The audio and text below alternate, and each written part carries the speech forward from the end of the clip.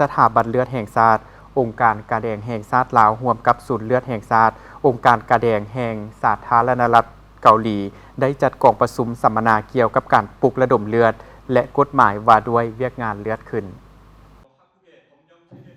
กองประชุมได้จัดขึ้นในวันที่18ธันวาคม2025ที่นครหลวงเวียงจันทน์ภายใต้การเป็นประธานของดร.จันทราสุขสาครหัวหน้าสถาบันเลือดแห่งชาติองค์การกะแดงแห่งชาติลาวดร.นางวอนซูยองผู้อำนวยการใหญ่ศูนย์เลือดแห่งชาติองค์การกะแดงแห่งชาติสเกาหลีมีผู้แทนกองประชุมจากสภาแห่งชาติสำนักงานประธานประเทศสำนักงานนายกรัฐมนตรีต่างหน้ากระทรวงศูนย์กลางนักปลุกระดมเลือดและผู้บริจาคเลือดหลายครั้งพร้อมด้วยพนักงานลักแรงจาก2ภาคส่วนเข้าร่วมกองประชุมครั้งนี้แม่นเพื่อทบทวนคืนเกี่ยวกับนโยบายเลือดปัจจุบัน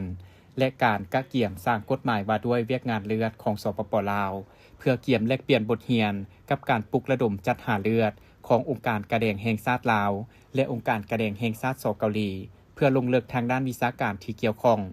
ซึ่งหัวข้อที่กองประชุมยกมาประกอบมีนโยบายเลือดแห่งชาติของสปป.ลาวประวัติและความเป็นมาของเวียกงานเลือด